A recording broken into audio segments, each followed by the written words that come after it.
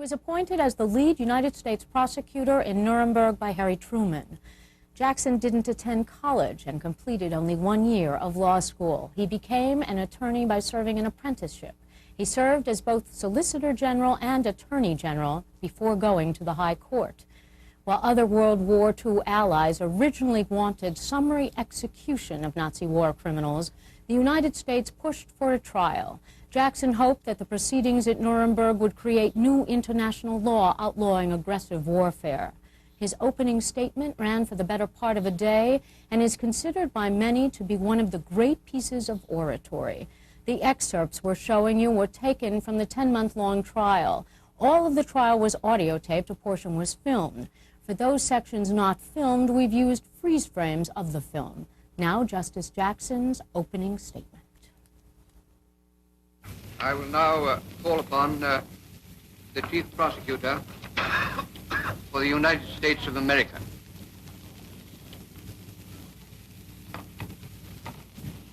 The privilege of opening the first trial in history for crimes against the peace of the world imposes a grave responsibility. The wrongs which we seek to condemn and punish have been so calculated, so malignant and so devastating that civilization cannot tolerate their being ignored because it cannot survive their being repeated. That four great nations, flushed with victory and stung with injury, stay the hand of vengeance and voluntarily submit their captive enemies to the judgment of the law is one of the most significant tributes that power has ever paid to reason.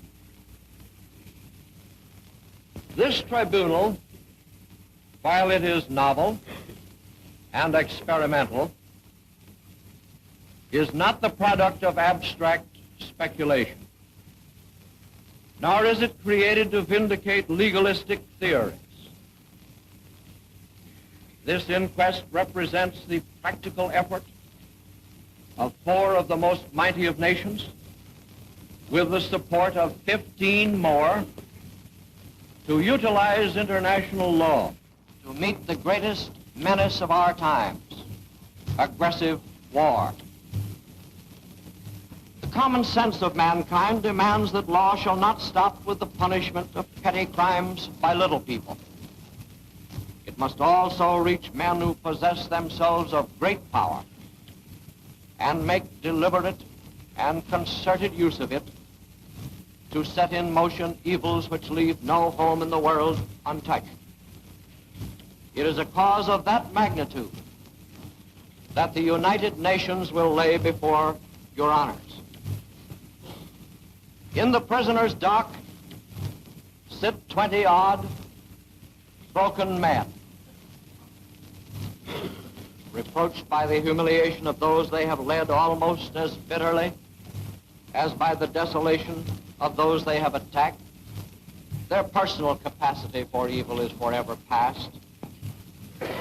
It is hard now to perceive in these men as captives the power which, as Nazi leaders, they once dominated most of the world and terrified most of it. Merely as individuals, their fate is of little consequence to the world. What makes this inquest significant is that these prisoners represent sinister influences that will lurk in the world long after their bodies have returned to dust.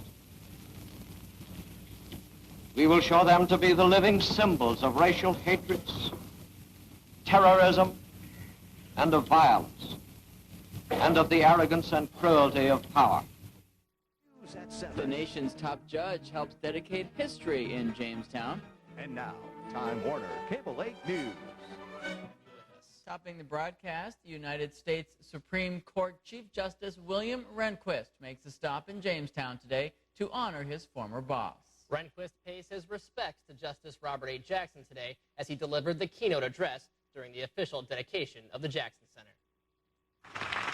The country's highest-ranking member of the judicial branch, 78-year-old Supreme Court Chief Justice William Rehnquist in Jamestown, to dedicate the center established as a legacy to his former boss, Robert H. Jackson. Rehnquist served as Jackson's law clerk in the 1950s and became a quick study of his work. But what strikes me most about his court work was his masterful use of the English language. What makes this mastery truly impressive is the fact that Jackson had no formal education beyond high school, except a year at the Albany Law School. And certainly law schools are not places known for their teachers of great English prose style. Rehnquist says although Jackson was instrumental in domestic cases, including a legal opinion regarding the separation of power between the country's three branches of government that's still cited today, his greatest achievement was his work prosecuting Nazi war criminals following World War II. Jackson said that his Nuremberg role, quote, was the supremely interesting and important work of my life, and an experience which would be unique in the life of any lawyer. Rehnquist says Jackson's application of international law during the military tribunal was courageous despite criticism in the United States and overseas. Whatever the merit of these objections, the Nuremberg trials were surely superior to the summary court-martial proceedings favored by some members of the administration and the summary executions initially favored by the British. Chief Justice Rehnquist highlighted Jackson's work as the chief prosecutor during the Nuremberg war trials in the 1940s. Although Rehnquist says he was fascinated by the proceedings, he wasn't eager to ask Jackson about the experience due to the controversial nature of the war trials. So I studiously refrained from asking him anything about them. But one day, a friend of mine who I'd known at graduate school was down visiting me. And then he said to Justice Jackson, what I'd never dared say, how do you justify the Nuremberg trials? There was this guy, 25 years old. Well, Justice Jackson went into a 10 or 15-minute eloquent justification of the Nuremberg trials. He actually welcomed the question, and I was pleased there to be in the audience just to hear it. Rehnquist, who was elevated to the position of Chief Justice in 1986, served as Jackson's law clerk for a year and a half before the 82nd U.S. Supreme Court Justice passed away in 1954. Rehnquist says although Jackson's gone, his legacy of the American ideal of fairness and justice is something Chautauqua County should be proud of. Surely Jamestown and Chautauqua County can be proud of the career of their native son on both the national and the international scene. Well, after the speech, Rehnquist attended a lunch reception at the Chautauqua Institution where he was made an honorary member of the Norden Club, established for professional gentlemen of Swedish descent. Well, Chief Justice Rehnquist's speech was just a part of the official dedication of the Jackson Center's refurbished facilities on 4th Street. Hundreds of local judicial officials, political figures, and even members of Justice Robert Jackson's immediate family gather in front of the newly restored porch of the Jackson Center for today's dedication ceremony. The center was incorporated in March of 2001 and was created in part with $1.6 million raised in startup funds. Center President Greg Peterson says the facility was the vision of a small group of people, including the late Carl Kappa, Betty Lene Fairbank, and several local foundations. Peterson says the mission of the center is to advance the legacy and teachings of Jackson through education and exhibitry.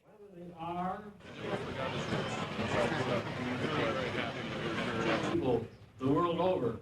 2 years ago, a small group gathered to discuss the concept of a living memorial to Justice Robert H. Jackson, which would advance his legacy through educational programming, exhibitry, a comprehensive website, and by pursuing the relevance of his idea to our time and generation.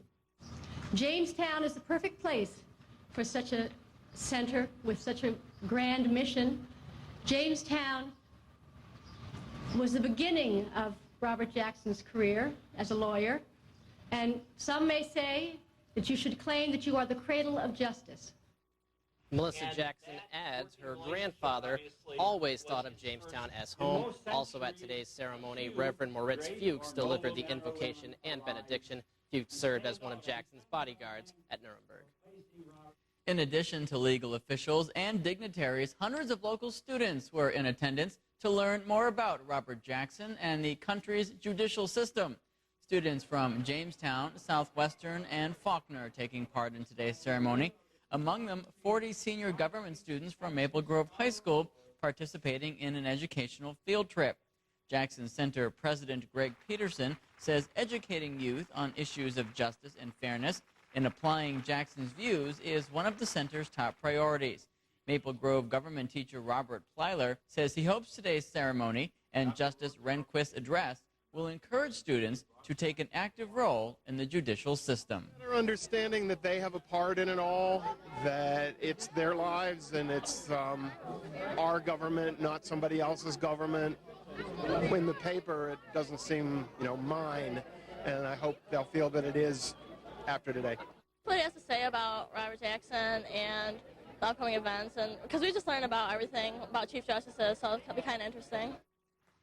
Also at today's ceremony, Faulkner's Ashley Schroeder is presented with the 2003 Robert H. Jackson Scholar Award. Schroeder's won an essay contest explaining how Jackson serves as a role model for future generations.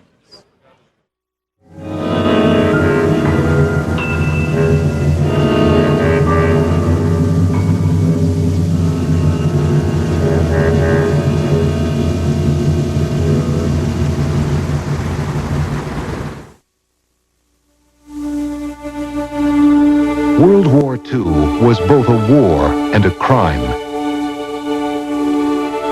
Millions of innocent people were killed, and millions more lost their homes and property. The victims cried out for justice. Those who brought this suffering must be made to answer for their crimes.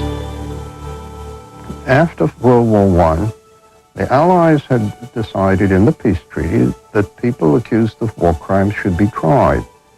And one of the many concessions made to the Germans after the First World War was a change which the Allies had agreed to in the Versailles Treaty, that the Germans would try these criminals themselves. Well, that proved an absolute and total fiasco. And the Allies were not about to try that a second time. Near the end of the war, the Allies organized a War Crimes Commission and set up a system for bringing criminals to justice. The commission decided that individuals who committed atrocities against persons or property would return for trial near the scene of their crime. Individuals accused of specific crimes, like killing prisoners of war or downed airmen, would be brought before military courts. An international tribunal would try the major war criminals, Hitler and the men of his inner circle.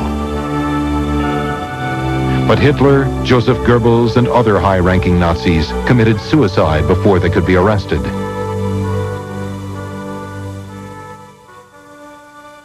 The notion that there ought to be a trial under international law took hold and was really exemplified by Justice Jackson, Robert Jackson, who took leave from our Supreme Court and strongly advocated running a trial, which in my view had lots of merit, because if nothing else, it was going to establish, forgetting the legal aspects of it, it was going to establish the Nazi record in an indelible fashion, which would not be open to controversy.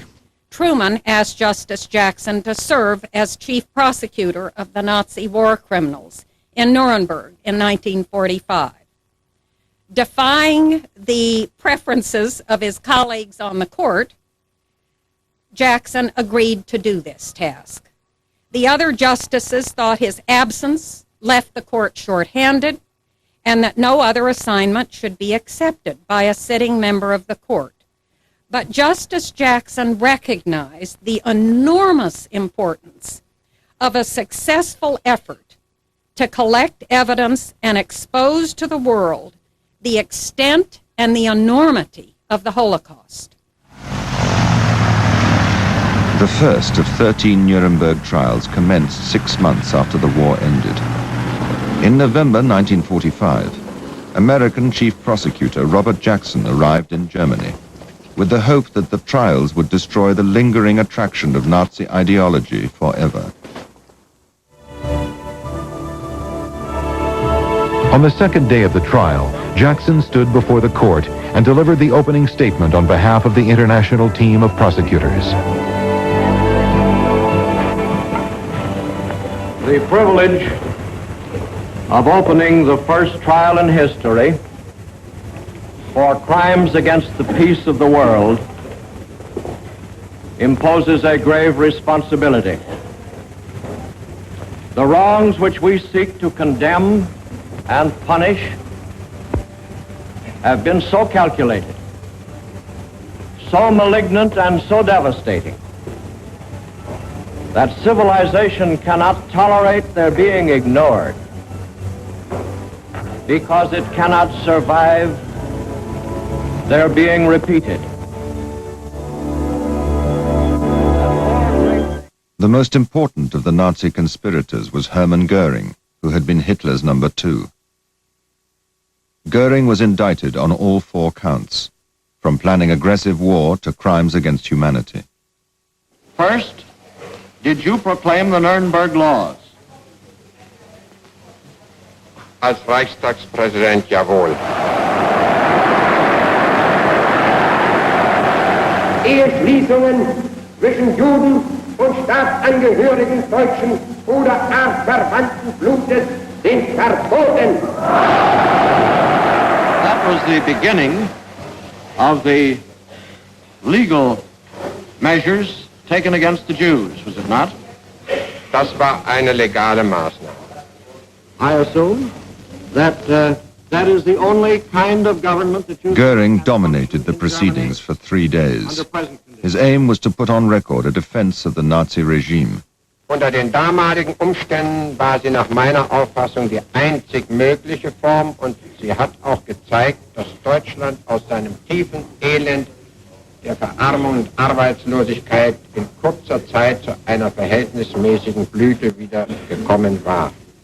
I trust the court is not unaware that outside of this courtroom is a great social question of the revival of Nazism, and that one of the purposes here of the defendant Goering, I think he'd be the first to admit, is to revive and perpetuate it. Supreme Court Justice Robert Jackson, the Chief Prosecutor for the United States, prepares to examine Dr. Hjalmar Schacht, Nazi Finance Minister. Dr. Schacht, you said in 1938, we have fallen into the hands of criminals. How could I ever have suspected that? I'm sure you would want to help the tribunal by telling us who those criminals were. Hitler and his comrades. I'm asking you to name all that you included in that category of criminals at that time. Hitler, you know, is dead. Defendant Goering. I might also include Himmler and Bormann. As to the other members of that intimate circle, I do not know who they were. You've named 4 men as criminals, 3 of whom are dead and 1 of whom you say admitted. I might add one more name. I suppose that Foreign Minister von Ribbentrop knew of the plans of Hitler constantly. Von Ribbentrop displays shock over this repeated violation of the prevailing strategy of Nuremberg defense, to lay all misdeeds at the door of men beyond the reach of the court. The judges make some last notes as the trial approaches its end.